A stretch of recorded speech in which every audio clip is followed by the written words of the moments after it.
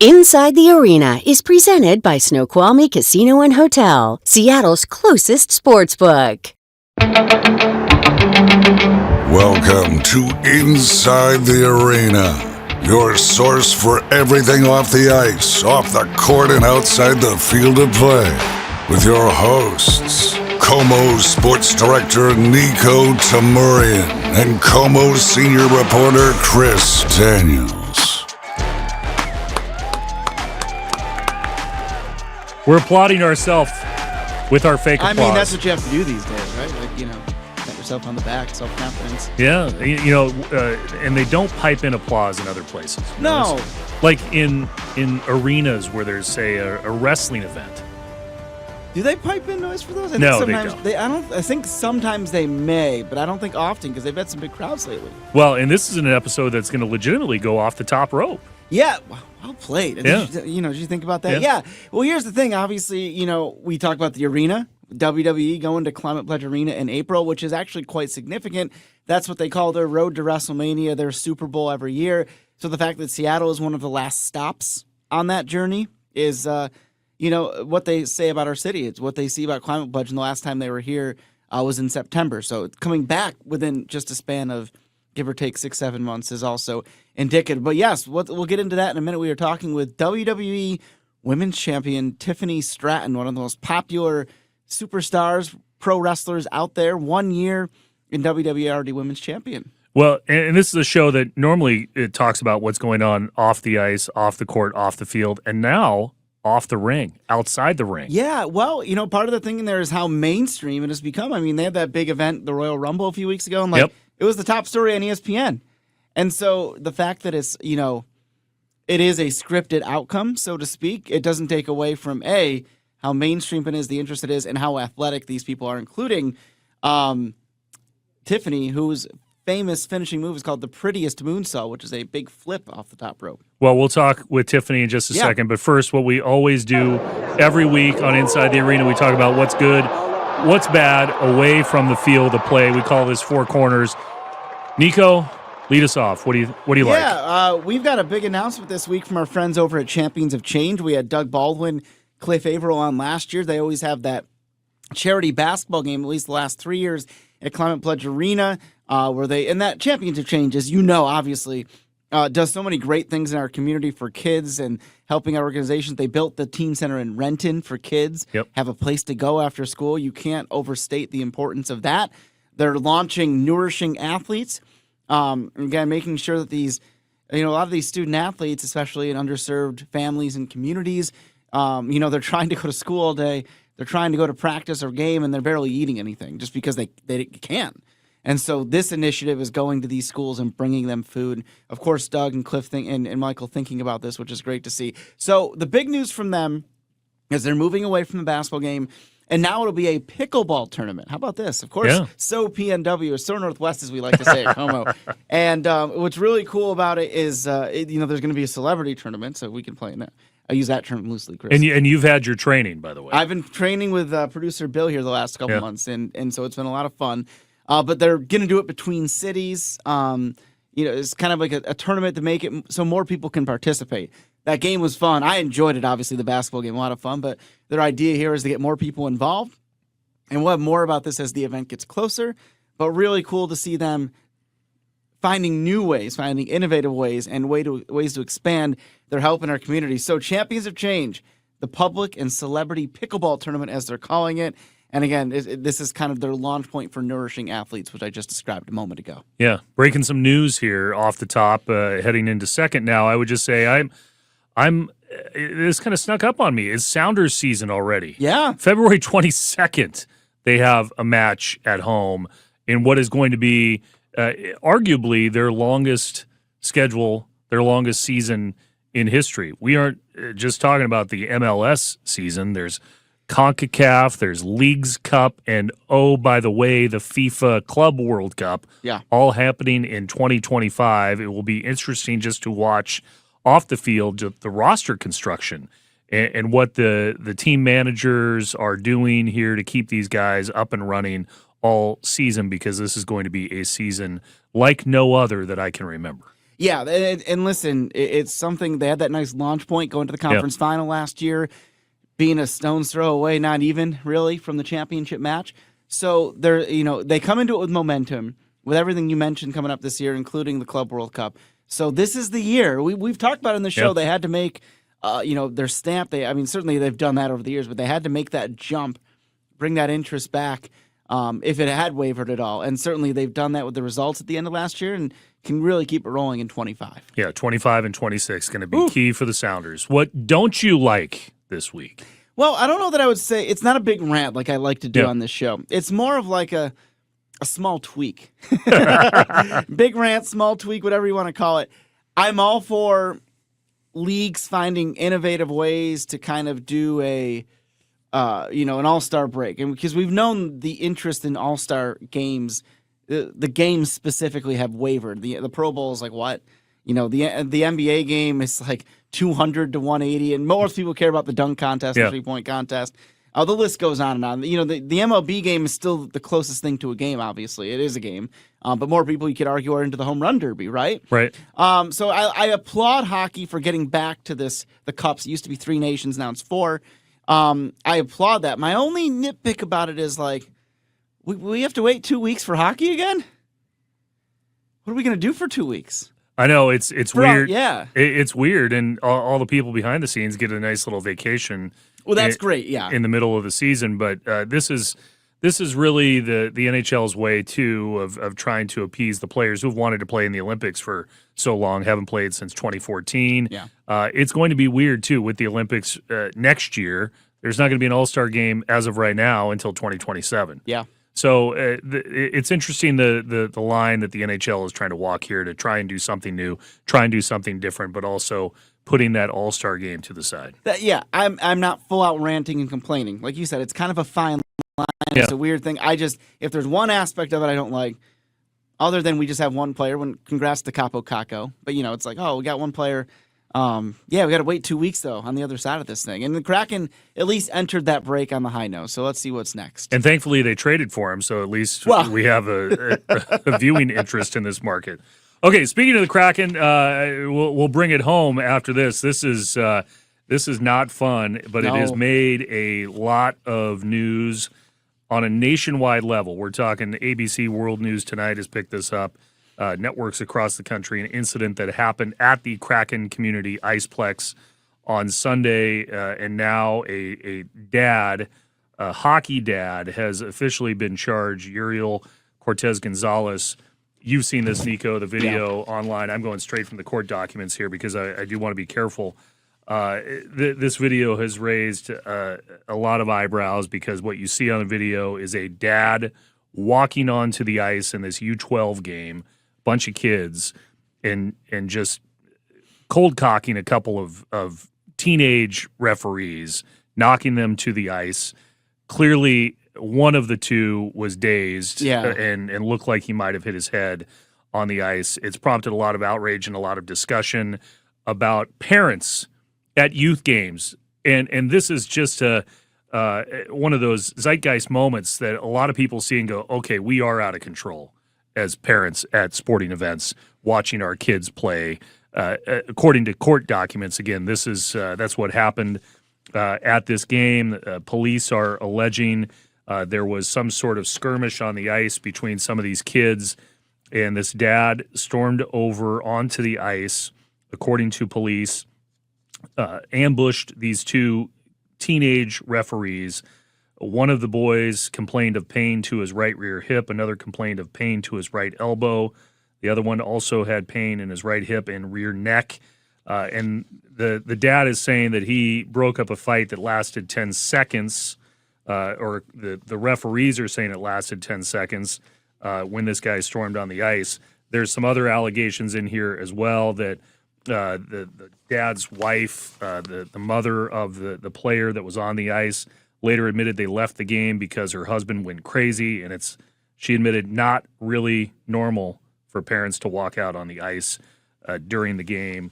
You feel for a lot of people here, not just for those kids who are refereeing that clearly love the sport and are doing that in their spare time as teenagers. You feel for the son who just watched his dad walk out on the ice, and now that boy is probably never going to be able to step foot in a hockey arena again without having to hear about this.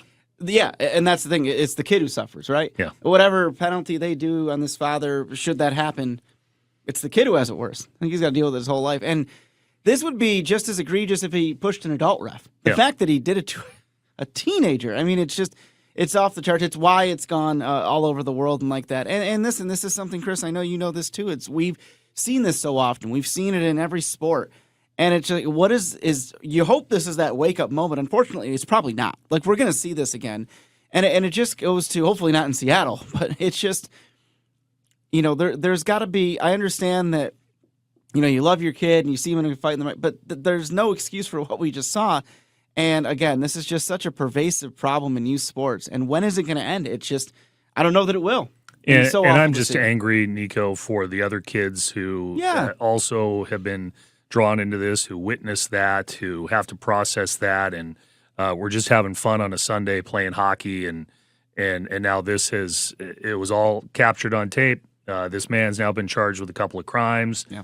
Those kids, according to at least initial reports that were refereeing, say they'll be fine and they want to play again. But we know, at least with Dad, he's been banned from ever stepping foot in a rink again, at least indefinitely. And you're talking about it impacts everybody in that rink. Even if you were a kid on the bench who had no physical contact with anybody, that scars you, right? Yeah. And you're showing up for your youth hockey game and you're getting questioned by police by the end of the day. I mean, I don't mean to chuckle about that. It's just kind of like as your head goes like, wow, I can't believe this. So just really unfortunate for everybody involved, and glad to see SPD move so quickly and whatever they're going to do. As we're talking just a few days after the incident, they've already made their intentions known anyway. And the Kraken and the folks who run the Kraken Community Iceplex have also said this is not behavior that they condone, that this is not the behavior they want at that Iceplex. And it is not welcome, and I don't think that guy's going to be welcome either. Yeah, not indicative at all of them, right? This is just happens to be their rink, but it's not like they had any exactly. So okay, want to talk about something better? Let's do it. Nicer, happier. Yeah, it's something we do every week here on Inside the Arena. We talk about what's going on with the return of the Supersonics. I've got to find the right. Isn't it there? We are. One? There they are. Oh, it's the yellow one. Yeah, it's that one right there. Okay. The air horn. That's what they'll eventually play in the arena when the Sonics. Oh, the red one's the final buzzer. Yeah, that's the final buzzer. Okay, now that we've got that straightened out. We don't have a straight answer yet on the NBA. We could see some information here in the next week or two around the NBA All-Star game. Nobody's anticipating that Adam Silver is going to come out and walk in front of reporters and say, hey, expansion is about to begin. But he is still standing by that they're going to discuss it this season. The Celtics have been... And the sale of the Celtics seem to be what's holding up this whole process. Interesting note, though, in the last week, there's been a development in terms of the Minnesota Timberwolves. Right. And a 3-person arbitration panel has ruled in favor of Mark Lowry and our old friend Alex Rodriguez. Well, there you have it. To be the new owners of the Timberwolves. There's been a long dispute there over a sale with Glenn Taylor, who has owned the Timberwolves for decades. He disputed that they had been paying their portion on time.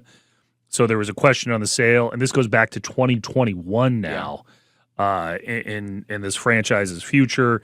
The NBA Board of Governors, Adam Silver, has kind of tried to stay out of it, but this 3-person arbitration panel is now saying, hey, Lowry and Rodriguez seem to have executed the contract, so now it goes back to the NBA Board of Governors. And as ESPN correctly noted, what's interesting here is you have a situation where the owner doesn't want to sell to the new prospective owners now, and that current owner, Glenn Taylor, is longtime friends with Adam Silver and once ran the NBA Board of Governors. Yeah. So there will be a vote here, and we'll see if that's a hiccup in this whole situation. But boy, the drama behind the scenes sometimes is more interesting than what's going on in front of the cameras. And I think most fans out there are just like, okay, let's get through all this. Let's talk expansion. Let's make this happen, and hopefully that happens sooner rather than later, and hopefully no more roadblocks. I'm not saying that this is something that's in the way of that, but it's it's out there. It's out there, and that the arena is beautiful and Yeah. now been open more than 3 years, and it's hosting all sorts of events, right, Niko? Well, that's just it. And See what I did there? It is. And that's the versatility of Climate Yeah. Pledge Arena, the fact that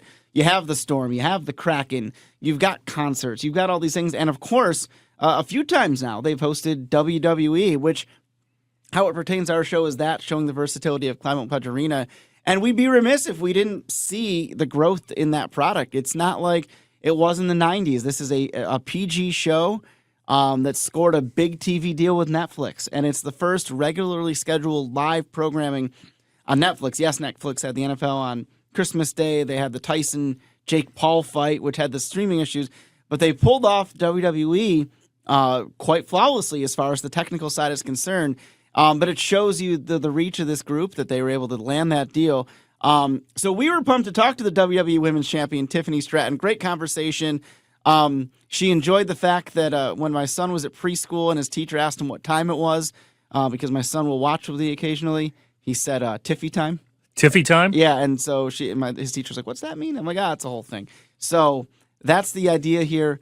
It's a lot of fun. So we're going to bring you this interview with Tiffany Stratton, the WWE Women's Champion, right after this. Snoqualmie Casino and Hotel, Seattle's closest sportsbook, is your place for a true in-game betting experience. Download the Snoqualmie Casino Sportsbook app to get in on the action while watching your favorite games at Snoqualmie Casino. Details at snowcasino.com. Seattle's closest sportsbook, Snoqualmie Casino and Hotel. First of all, let's just talk about this last year or so for you. My goodness.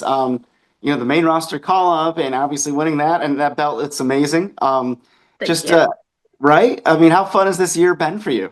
Yeah, it's been so amazing. I was actually doing some interviews back on Saturday, and everyone was like, how amazing has this past year been for you? And it kind of just dawned on me that week I was kind of just hoping to be in the Rumble as an NXT talent, and now flash forward a year later, that was my call up. I won Money in the Bank. Now I won the title, I cashed in, and I'm champion. I didn't even get to compete in the Rumble because they're all competing to face me at WrestleMania. So that was just kind of like a cool reflection moment that I had this past week. Yeah, no question about that. And that's one of those things about how it's been going for you. It happened so quickly, but obviously it's the reception from the fans. It's all incredibly well-deserved. From that respect, like the pops you get when you come out and stuff, like how special is that, especially, again, how quickly it's all occurred? Yeah, I feel like you can have you can be a good in-ring competitor, you can have a good character, a good promo, but if you don't connect with the fans and the fans don't like you, or if they don't like you, if you're not getting reactions at all, I feel like that's one thing that you really need as a superstar, as a WWE superstar. And if you're not getting, those reactions, like, you're not going to make it that far. So I'm just super grateful, and just how the fans have kind of, accepted me and have cheered me on since kind of day one, since Elimination Chamber, which is coming up soon. So it's so surreal to have so many people behind me and stuff like that. You've even got 3-year-olds yelling Tiffy time, so there you go. Right? That's the best. I love that. Oh my gosh. Well, I'm glad it resonated with you. That is really cool for us. Let's again, when we talk about how things have been going, and it's not just you, I mean, my goodness, the entire company, I need to tell you, like, everything just seems to be at an all-time high. It's like there's always people talk about these eras, but this one, from the outside perspective, it may just be the greatest, right? As far as how mainstream everything is, right. Exactly. I mean, you go on an ESPN, you go on these, and it's got Royal Rumble results and things like that. How neat is it to see that? And I guess the second part of that question is, your era of superstars is what's ushering in that era, that specialness. How special is that part of it? Yeah, it's super special. Obviously, right now, it's such a good time to be a wrestler, and it's such a good time to get called up to Raw and SmackDown and stuff like that. We just had Raw move over to Netflix, and actually SmackDown, NXT, and Raw are all on Netflix internationally, which is so insane. I feel like Netflix is so mainstream. Everybody knows Netflix. I feel like at least one person in your family has a Netflix account. So the fact that wrestling is now on Netflix is just so insane. And like I said, it's such a great time to be a WWE superstar. And I'm so excited to be a part of this new era and be champion going into that. So, yeah, it's really cool, really surreal. And like talking about it right now, I'm just like, oh my gosh, this is insane. So yeah. That's so cool. And that's the next thing I wanted to talk to you about was the Netflix. And as far as, I mean, streaming is where the world's going. And to have WWE be kind of in the forefront and be the first regular live program on Netflix. I mean, we keep hearing about this being a new era, and certainly it is, right? But how cool is that to, just kind of be leading the front in that way, but also kind of like you mentioned a moment ago, be resonating and connecting with audiences in that way? Yeah, like I said, Netflix is just everybody knows Netflix, you know. It was kind of like one of the first not streaming, but I guess kind of like blockbuster online sort of deals. So just to have wrestling on Netflix in general, I feel like is such a like it's like almost like a leap of faith. And like I said, it's international. Like everybody has it around the world, and to be on Netflix is so amazing as a wrestler. And I feel like too, like people are like, oh my god, like that girl's on Netflix. Like I saw her on Netflix and stuff like that. So that's really cool for me to hear that and see people watching me on Netflix. I was gonna say that's already happened about a month in or so, right? Yeah. Wow, that's so neat to hear. Yeah. And for you personally, I'd like to talk about your journey to WWE, and certainly the athleticism you bring as a gymnast, and we see you doing the flips off the top rope and that sort of thing. I guess I want to talk about from that how you were able to cross train in that way and be able to bring that special and unique talent you have to WWE every week. Yeah, so I definitely feel like being a gymnast, I had a leg up from everyone. You can have a dancing background, a football background, basketball, whatever it is. But I really feel like there was something with gymnastics that just helped me so much in the in-ring performance and stuff like that. I will say like the character stuff and like the promo stuff was kind of the thing that I struggled with at first. Just because like as a gymnast, you're like a soldier. Like you're told what to do and you do it and stuff like that. So you kind of have to figure out like who you are and like who you want to be in the ring and stuff like that. So that was really outside my comfort zone. However, it obviously ended up working out. And I just, yeah, like gymnastics in general and just being like in sports growing up and like, coming out of whatever sport you did in college and getting signed to NIL, it's been a game changer for wrestling in general, especially NXT. We have so many promising talents down at the Performance Center. So I'm super excited to see who comes out of there.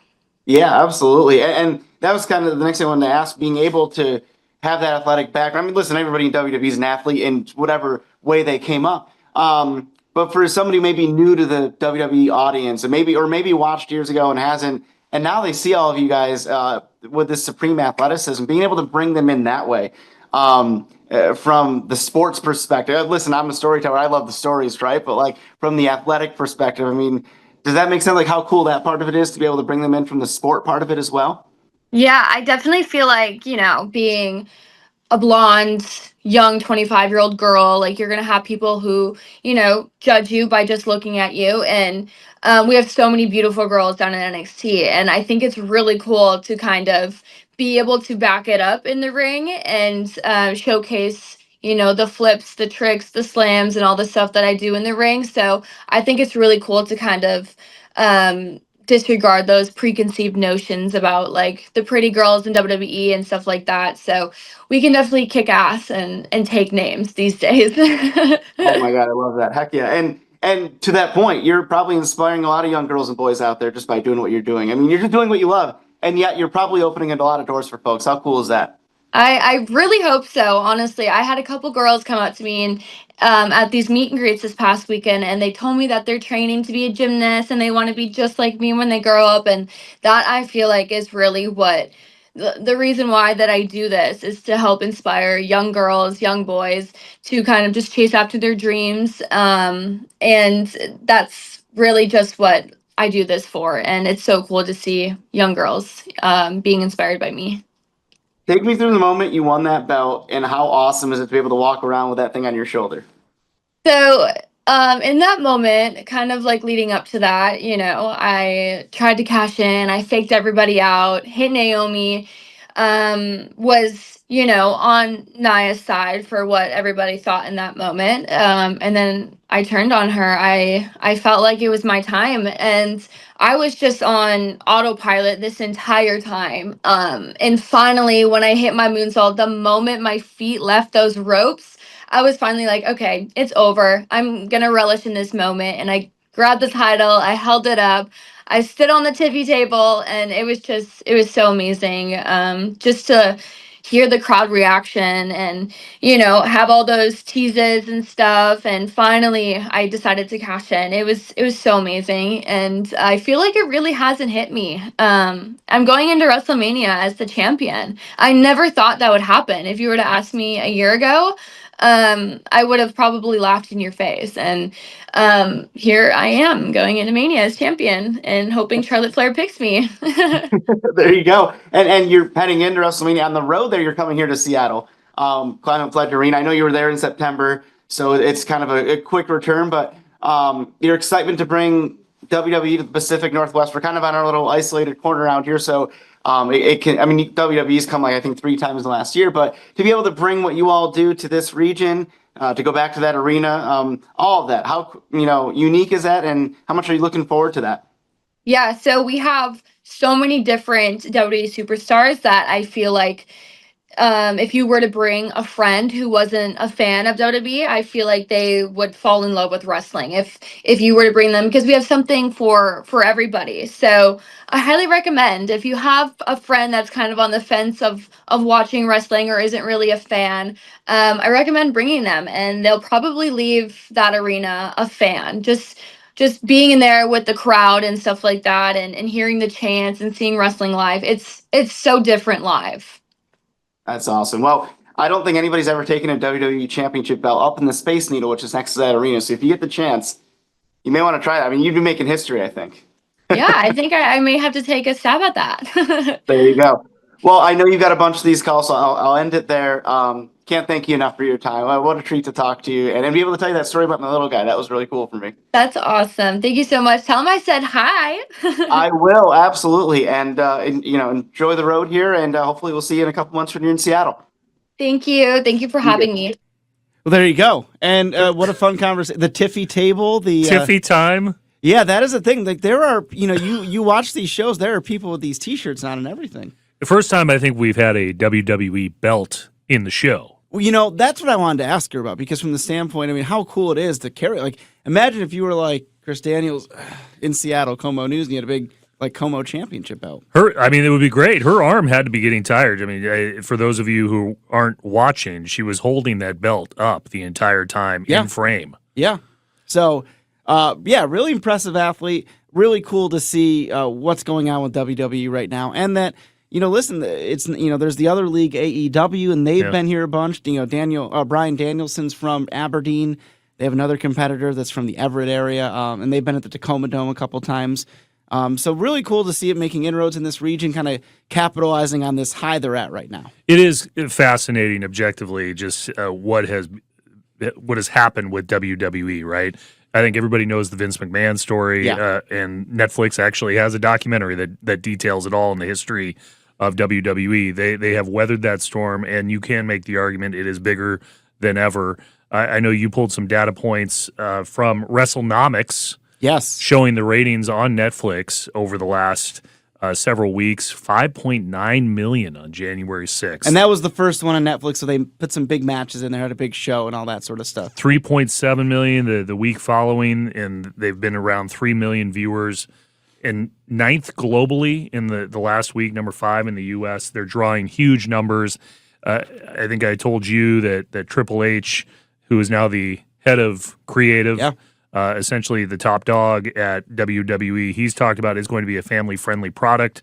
It is going to be PG. It's not going to be what it was in the 90s when I think I watched it just a little bit more. Sure, yeah. And I think that's kind of what Tiffany was talking about there, is the notion that maybe somebody has a stigma in their head about what pro wrestling is. Maybe somebody's thinking about a past era. And it's completely different now. And those numbers, I mean, this isn't just a U.S. phenomenon, it's a global thing. I mean, the fact that, like she said, just about everybody has Netflix and you're in the top 10 for your, I don't want to call it run-of-the-mill, but your regularly scheduled weekly program is a pretty impressive feat. And it's interesting they have a farm system for the farm system for the farm system, meaning Hollywood, right? Yeah. That's what's really changed here in the last 25 or so years when it comes to the WWE and wrestling, big-time wrestling in general, is that this has been a format where we have seen legitimate movie stars that have come out of the WWE. Of course, everybody knows The Rock. He has become the biggest star on the planet in Hollywood. We've seen John Cena present at the Oscars. Right. Come out and present at the Oscars. Dave Bautista was in the Guardians of the Galaxy franchise. So these are guys who went to the WWE who became bigger stars than the league, right? Or than wrestling itself, and now come back as big stars and do one-offs. And then you think about she mentioned NXT. Yeah. What's interesting, and she is an example of this, is somebody who was successful in their discipline, meaning gymnastics, and was able to find something outside of collegiate gymnastics where she can succeed and use that skill set that a lot of women, frankly, have not had in the past. There has not been that avenue. And now in the world of NIL and the world of social media, you think of somebody like, for me at least, I think of somebody like Livy Dunn, who's going to be a senior at LSU. What's she going to do after she finishes her senior year at LSU? Where is she going to go use that gymnastics history and those disciplines and that experience? Perhaps this is an avenue. I was going to say they would have a big contract waiting if that was something she wanted to do. And that's the idea. You're kind of blending this athleticism with the entertainment part of it, which is family-friendly entertainment now. So really cool. Really appreciate Tiffany's time there. And, see them in April at Climate Pledge Arena. All right, you got any final thoughts for the final buzzer? We got to work on that buzzer. That's my final thought. Yeah, no, listen, we're at that time of year where, we're in the off season, so to speak, but hang on, because we're coming up. Mariners coming up on spring training. Sounders, as you mentioned, coming up. So what I'm trying to say is get through the cold, because in a few days, it'll be like spring again, right? Yeah. Get through the off season, because in a few days, we're going to have all our teams going back at it. Seahawks draft season, Sounders, Storm draft. Seawolves, Rangers. Seawolves are really going to go. Hang on.